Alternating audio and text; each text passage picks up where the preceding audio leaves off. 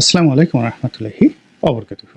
সম্মানিত দর্শক, সাবেক প্রধানমন্ত্রী শেখ হাসিনা এবং বর্তমান তত্ত্বাবধায়ক সরকার নয় অন্তর্বর্তীকালীন সরকারের প্রধান উপদেষ্টা ডক্টর মোহাম্মদ ইউনূস, এই দুজনের যদি একটা তুলনামূলক নির্মোহ আলোচনা করা হয়, এদের মধ্যে কি মিল রয়েছে কি অমিল রয়েছে, সেই বিষয়টি কেমন হয়?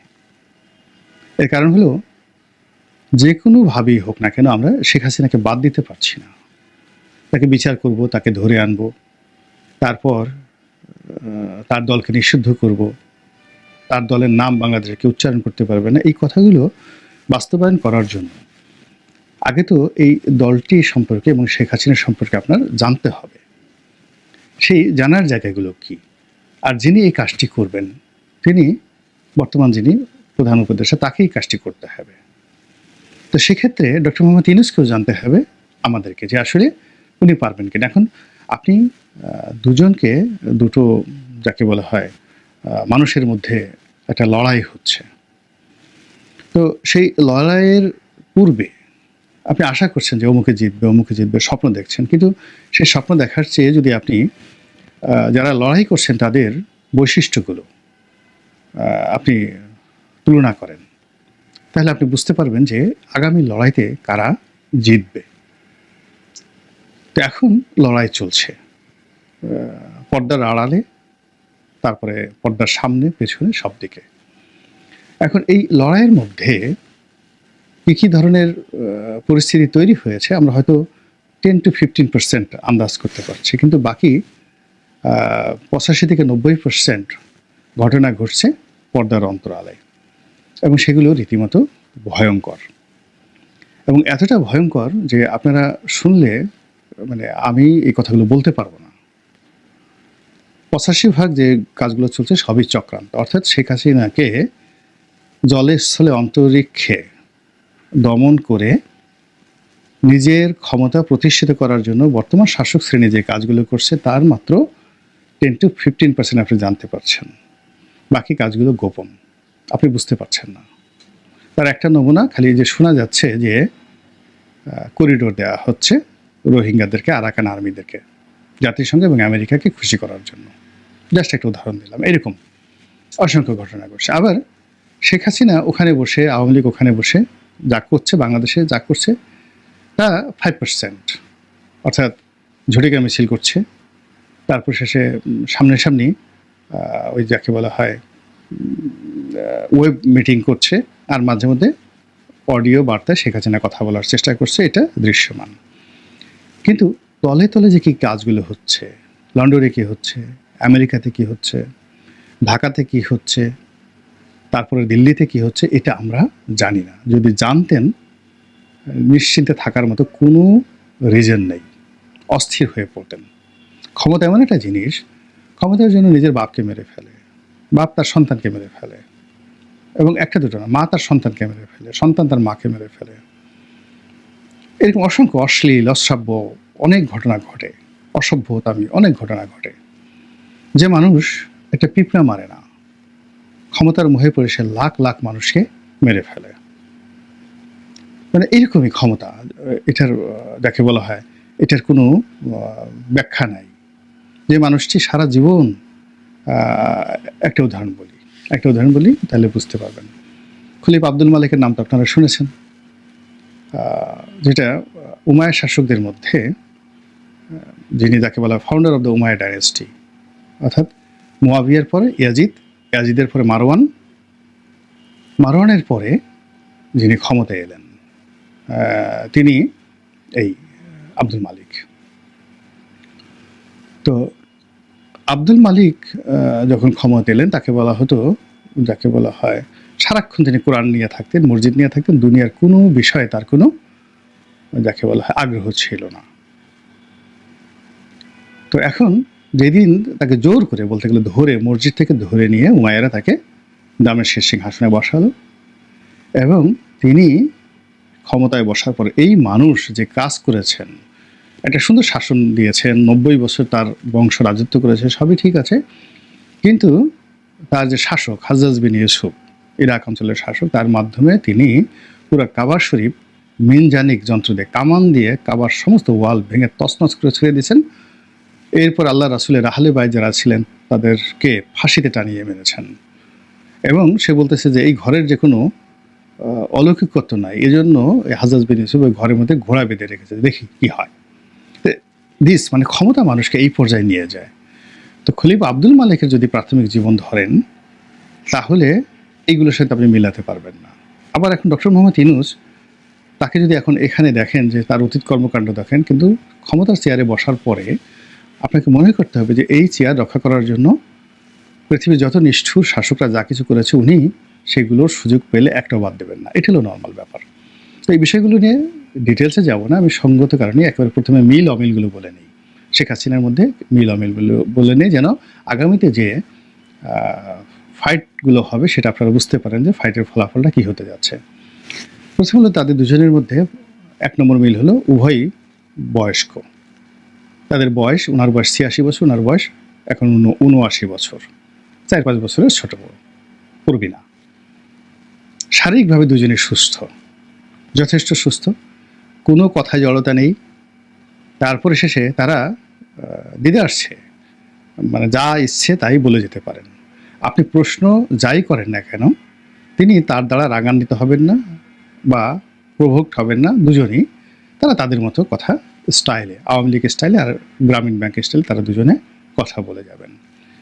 3 নম্বর হলো যে তারা দুজনই ভ্রমণ পিপাসু, প্রচুর ভ্রমণ করেন। তারপরে তারা হলো, এখন আর নম্বর না দিয়ে বলে যায়, তারপরে তারা হলো যে তারা পাত্রমিত্র লোকজন নিয়ে ঘুরতে পছন্দ করেন, আপনজনদেরকে তারা পছন্দ করেন, আত্মীয় স্বজন, বন্ধু বান্ধব। এমনকি যদি কেউ কোনো কালে, আগে যেমন দেখা গেল তার ঘোড়ার রক্ষক ছিল, তো এরকম লোককেও তারা মন্ত্রী বানাতে কার্পণ্য করেন না। বাসার পিয়নকে যদি তারা কোনো মন্ত্রীর উপরে বসাতে মানে আগ্রহ প্রকাশ করেন, সেক্ষেত্রে দেখা যাচ্ছে যে এখানে আপনি তাদের এর মধ্যে অমিল পাবেন না। জাস্ট একটা উদাহরণ দিলাম। তারা উভয়ই প্রচার পছন্দ করেন, প্রশংসা পছন্দ করেন। এরপরে বিদেশে গিয়ে পত্রপত্রিকার সাক্ষাৎকার দিতে পছন্দ করেন এবং যা মুখে আসে তাই সেখানে তারা বলে আসেন এবং এক একটা বক্তব্য বলে আসেন, এবং সেটা হইচই পড়ে যায়। শেখ হাসিনার জমানাতে পড়েছে, এখনও পড়ে যাচ্ছে দেশে এবং দেশের বাইরে। তারপর তাদের যে জিনিসটি রয়েছে সেটি হলো তাদের একটা ম্যাগনেটিক পাওয়ার রয়েছে মানুষকে আকর্ষণ করার। দুজনেরই একটা কমিউনিটি তারা পাগল বানিয়ে ফেলেছে। যেমন ডক্টর মোহাম্মদ ইউনূস এবং গ্রামীণ ব্যাংকের যারা লোকজন প্রথম থেকে একটা বিরাট গ্রুপ, তারা ইউনূস সাহেবকে দেবতা মনে করেন। আওয়ামী লীগের যারা লোকজন রয়েছেন তারা ওনাকে সাক্ষাৎ দেবী মনে করেন। তো নিজ নিজ কমিউনিটির মধ্যে তারা উভয় যথেষ্ট পরিচিত।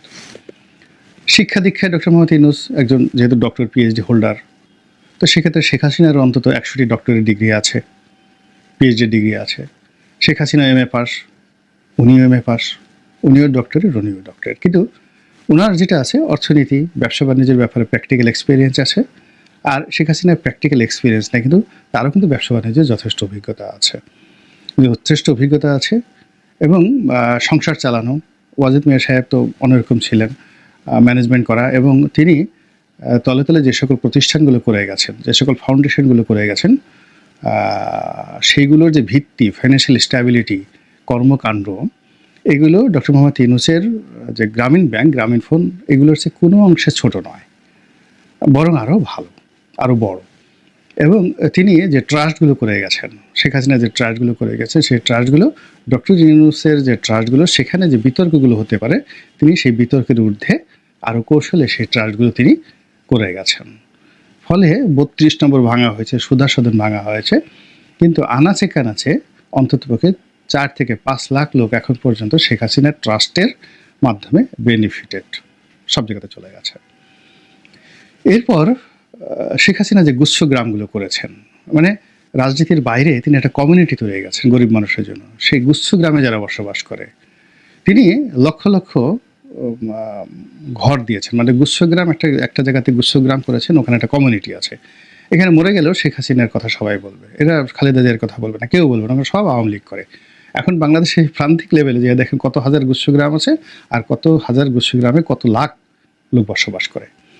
এর বাইরে তিনি ঘর দিয়েছেন, বিভিন্ন মানুষকে আলাদা আলাদা ঘর দিয়েছেন। এটা লাখ লাখ লোকের ঘর দিয়েছেন। এখন যে পরিবার একটা ঘর পেয়েছে তাকে আপনি মারলেও সে শেখ হাসিনার বাইরে যাবে না। এরপরে প্রধানমন্ত্রীর ত্রাণ তহবিলকে তিনি ব্যবহার করেছেন অসাধারণভাবে। তিনি এই ত্রাণ তহবিলকে ব্যবহার করে 2 হাতে টাকা নিয়েছেন ব্যবসায়ীদের কাছ থেকে, এবং ত্রাণ তহবিলের ট্রানজাকশন দেখলে আপনার মাথা খারাপ হয়ে যাবে। আবার 2 হাতে সেই মানে ব্যয় করেছেন। মন্ত্রীরা এমপিরা যে যেভাবে যাকে রিকমেন্ড করেছে। এখন গ্রামের একটা লোক ধরেন আমার কাছে আসছে, আমি সাবেক এমপি, তা বলে স্যার আপনি লিখে দিলেই হয়ে যাবে। তা আমি বললাম যে দেন, আসছে যখন বলছি লিখে দিই, আমি বিএনপিতে তখন লিখে দিলাম, সুপারিশ করা গেল গোলাম মোল্লা রনি। হাসতে হাসতে এসে বললো যে স্যার আমি তো 1 লাখ টাকা পেয়ে গেছি প্রধানমন্ত্রীর ত্রাণ তহবিল থেকে। তো এইরকম যারা ওখানে সুযোগ সুবিধা পেয়েছেন তারা আলাদা হয়ে গেছেন, আর ওই লোকগুলো এখন যদি এসে সেই ত্রাণ তহবিলে কিছুই না পায় তারা সঙ্গত কারণেই এখানে যাকে বলা হয় কেমন একটা নেতিবাচক ধারণা পোষণ করবে। এনিওয়ে এরকম অসংখ্য মিল রয়েছে তাদের মধ্যে। আর অমিলের যে জায়গাটি সেটা হলো এখনো পর্যন্ত শেখ হাসিনা শ্রুড, প্রতিহিংসা পরায়ণ, তিনি ক্ষমা করেন না, এটা নিশ্চিত। কারো পিছনে লাগলে মানে ওই যে দেখেন না যে পিঁপড়া বা আমরা উল্লা বলি যেগুলো, ওগুলো যদি কামড় দেয় আপনি যদি পিছন থেকে টান দেন ওর মাথাটা ছিঁড়ে যাবে কিন্তু ও কামড় ছাড়বে না। তো ওই শেখ হাসিনা এরকম প্রতিশোধ পরায়ণ যে সে যদি একবার কাউকে টার্গেট করে সে মরে না যাওয়া পর্যন্ত ওই টার্গেট থেকে সে ছাড়ে না। এজন্য মানে চমৎকার একটা কথা বলছিলেন সুরেন্দ্র সেনগুপ্ত যে বাঘে ধরলে বাঘে ছাড়ে, কিন্তু শেখ হাসিনা ধরলে ছাড়ে না। আমি নিজে ডক্টর মোহাম্মদ ইউনূসের সঙ্গে তার সম্পর্ক স্বাভাবিক করার জন্য চেষ্টা করেছি। এটা ইউনূস সাহেবও জানেন, শেখ হাসিনাও জানেন, এবং এত ঝুঁকি নিয়ে আওয়ামী লীগের কোনো লোক করেনি। এর মধ্যে আওয়ামী লীগের অনেক সিনিয়র নেতা, অনেক আপনজন, তারাও কিন্তু ডক্টর মোহাম্মদ ইউনূসের সাথে সম্পর্ক স্বাভাবিক করার জন্য চেষ্টা করেছে, কিন্তু উনি না করেন নাই। এবং এখন পর্যন্ত তার মধ্যে কোনো রকম আফসোস নেই। তার কাছে মনে হয়েছে তিনি যেটা করেছেন ঠিকই করেছেন, দরকার হলে তিনি এইভাবে মরে যাবেন, কবরে যাবেন, কিন্তু ইউনূসের সঙ্গে একটা মিলে তিনি বসবেন না। এই হলো তার জিদ। এখানে ডক্টর মোহাম্মদ ইউনূসের পার্থক্য, তিনি পছন্দ না করলেও মনের দুঃখ মনে রেখে অনেকের সাথে বসতে পারেন। এখন এটাকে আপনি ভালো নেন মন্দ নেন এটা আপনার ব্যাপার। এখানে শেখ হাসিনার সঙ্গে তার মিলামিল রয়েছে। শেখ হাসিনা যেটা বলতে পারেন সেটা উনি পারেন না। শেখ হাসিনা যে কমান্ড আছে তার দলের প্রতি, দেশবাসীর প্রতি তার যে ব্যক্তিগত সাহস আছে ওটা ডক্টর মোহাম্মদ ইউনূসের নেই। এরপরে সবচেয়ে অমিল যেটা আছে সেটা হলো অ্যাডমিনিস্ট্রেটিভ লেভেলে নেতিবাচক ইতিবাচক। যেমন শেখ হাসিনা ধরেন কাউকে একটা ক্রস ফায়ার দিতে চায় এবং সেটা ওসি প্রদীপের মাধ্যমে, সে কোনো ভায়া মিডিয়া না, সরাসরি সে ওসি প্রদীপকে টেলিফোন করে বললো এই আমি অমুক বলছি, অমুক একটু ফেলাই দাও, ডাইরেক্ট ফেলাই দাও। আবার ধরেন যে এখন যে কর্মকাণ্ডগুলো সে বাংলাদেশে চালাচ্ছে, হয়তো দেখা গেল ইউনিয়ন আওয়ামী লীগের কোনো একজন নেতাকে বললো যা তো ওই কাজটা করে আয়, ওই কাজটা করে আয়।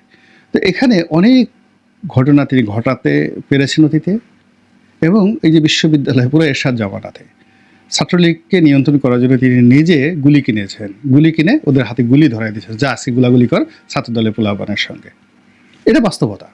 এই যে ক্রেজিনেসটা তার মধ্যে আছে, এই জন্য তার দলের যারা লোকজন আছে জমের মতো ভয় পায় তাকে, জমের মতো ভয় পায়। এবং তার জীবনে এটা আমাদের জন্য গজব না আশীর্বাদ এটা আল্লাহ জানেন, বা তার জন্য গজব বা আশীর্বাদ এটা একমত আল্লাহ জানেন। সেটা হলো তিনি যা চেয়েছেন করতে চেয়েছেন তার শৈশব থেকে শেষ পর্যন্ত।